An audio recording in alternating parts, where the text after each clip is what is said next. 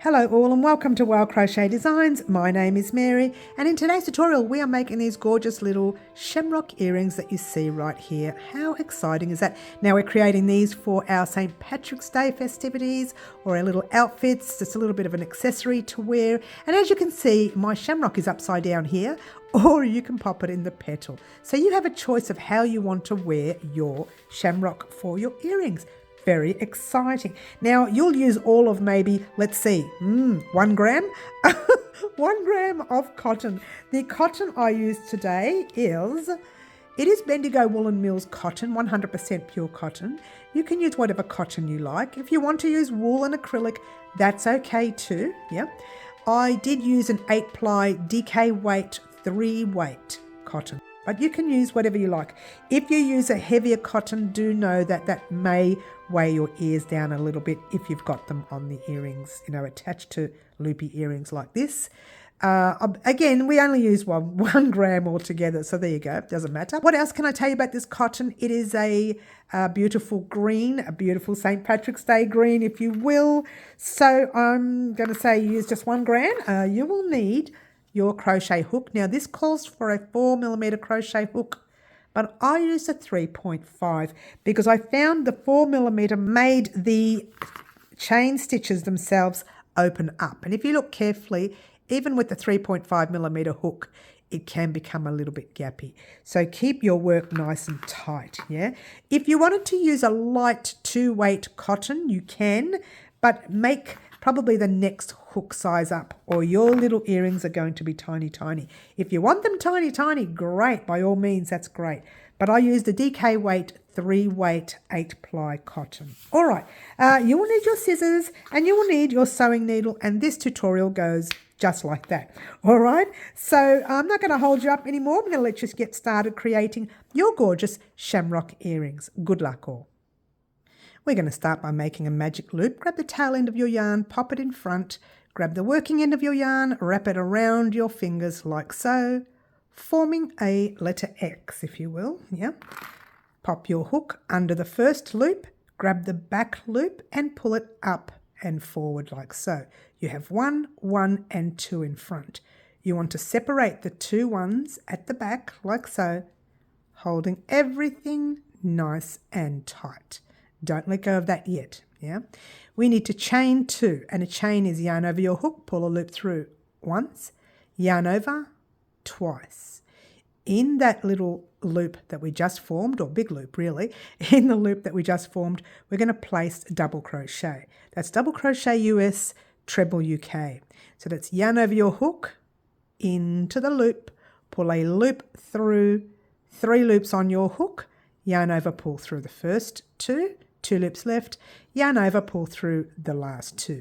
Now just grab your tail a little bit and close it a little bit, not too much because we're going to fill the center up.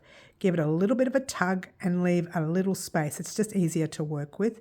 All right, so now you want to chain 1 and you want to place another double crochet in that space. So yarn over your hook, into the loop, pull a loop through, 3 loops on your hook, yarn over, pull through 2, 2 loops left, yarn over, pull through the last 2. Now you're going to chain 2, 1 and 2. And we're going to slip stitch into the center, moving your work over, pop your hook into the space, pull a loop through and pull it through to the loop on your hook. Slightly awkward, but not difficult. Just move everything over. You have made 1 petal. Yeah, so you're going to chain 1 and 2 and place a double crochet in the center like before, and then we're going to chain 1, place another double crochet in the center like before, chain 2, 1 and 2, and we're going to slip stitch into the center once again. Hook in, pull a loop through and pull it through to the loop on your hook. Just moving everything over. That is petal number 2. All right, just close your center a little bit. We're going to make 2 more petals exactly the same. Chain 1 and 2, double crochet in the center, chain 1, double crochet in the center, chain 2, 1 and 2, slip stitch into the center. Super easy, yeah? And we're going to do it one last time. Chain 1 and 2, double crochet in the center, chain 1, double crochet in the center,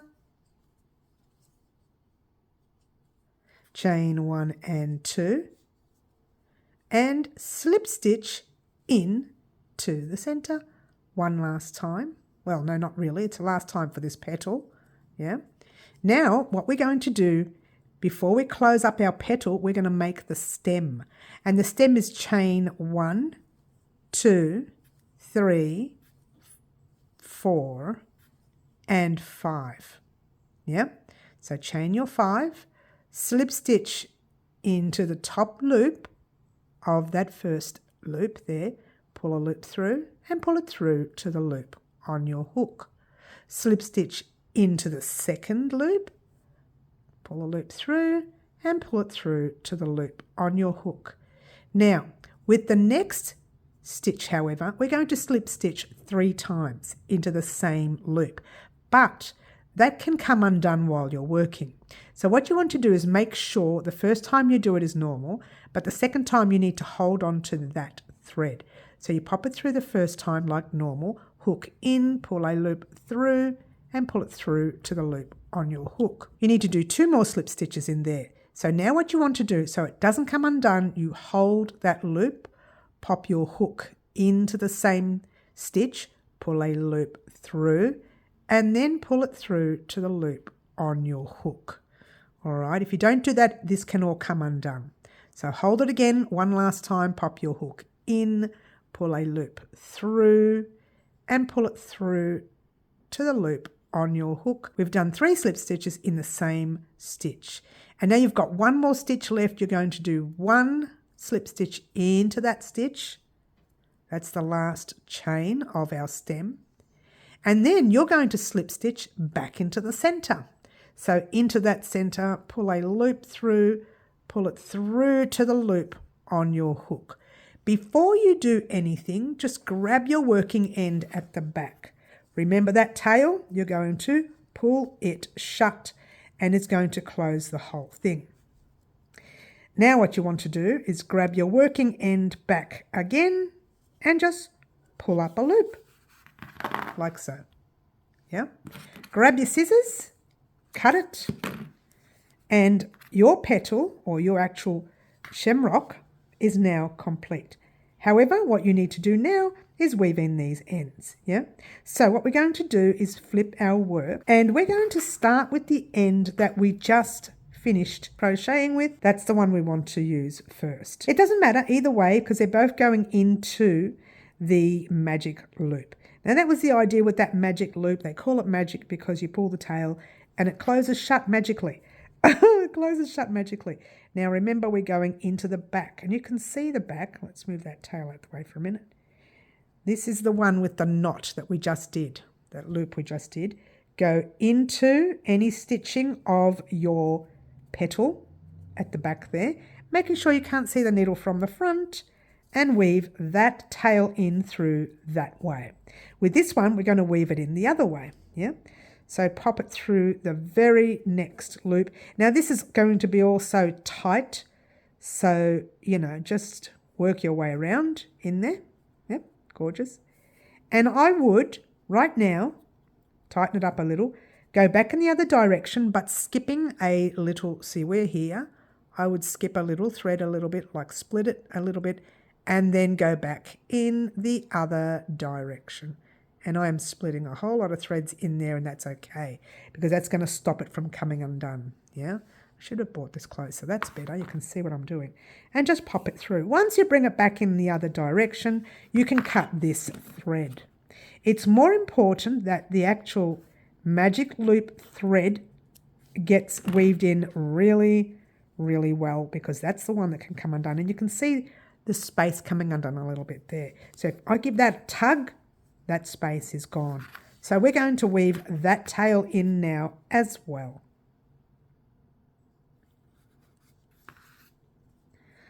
All right, so we are here, yep, and we want to go into the stitches that we created in the magic loop. Make sure you can't see the needle from the front, gorgeous, and then just pull that tail right through, really tight, yeah, and go in the round all the way until you get to that third petal. Make sure you can't see the needle, gorgeous. And once you get to the third petal, you're going to turn back around again, split a different yarn somewhere at the back. Check the front, make sure you can't see the needle, gorgeous, and pull that loop through. And get right back down to the base of your petal. Right there. That's a bit tight. I might see if it went through. No, it didn't. Good. That means that's never going to come undone. Yeah? Just pulled my thread a bit there. Don't you love that? Anyway, we're done. I did that with my nail. Can you believe it? Don't you love these nails? You want them long and it pulls everything. Congratulations, Mary. All right, so there we go. And that's your one shamrock done. All right, so what I want you to do is head off on your own and make one more shamrock. Meet me back here once you're done and we will attach our petal to our earrings. I'm sorry, we will attach our shamrock to our earrings. Go ahead and do one more and I'll meet you back here once you're done. Alrighty guys, so here are our shamrocks. Aren't they cute? And I've got an earring here. Now this earring, if you want to know size, it's the size of, whoops, I lost it for starters. It's the size of my pinky. Now I don't wear earrings, okay? But these can be for family or friends or as a gift for your loved one, yeah?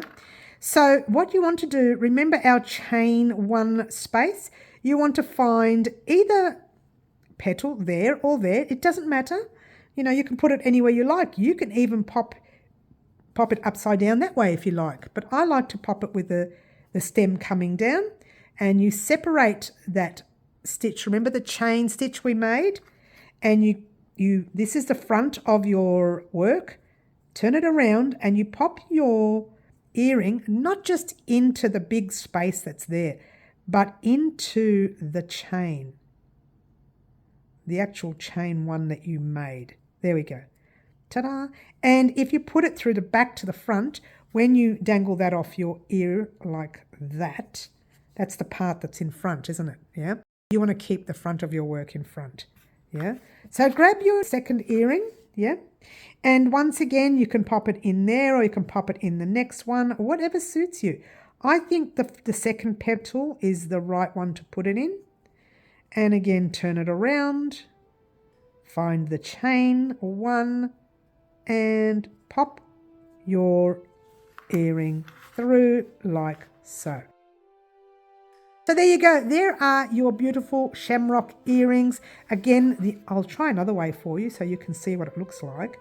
You can pop your earring, and the other way again, from back to front. You want it to go through the back, the wrong side of your work, to the right side of your work. I don't want to be splitting yarn though. Pop it in the stitch right there. If you want to put it that way, you can. Me personally, I like the other way, but anyway, it's up to you. You can place yours any way you like, from tail downwards or from petal downwards. All right, so that's pretty much it. Thank you very much for joining me today in creating our gorgeous St. Patrick's Day earrings. Now you can use these as an accessory with all your other beautiful St. Patrick gear for your St. Patrick's Day festivities. My name is Mary, this is Crochet Designs, and have a fantastic St. Patrick's Day. Ciao for now.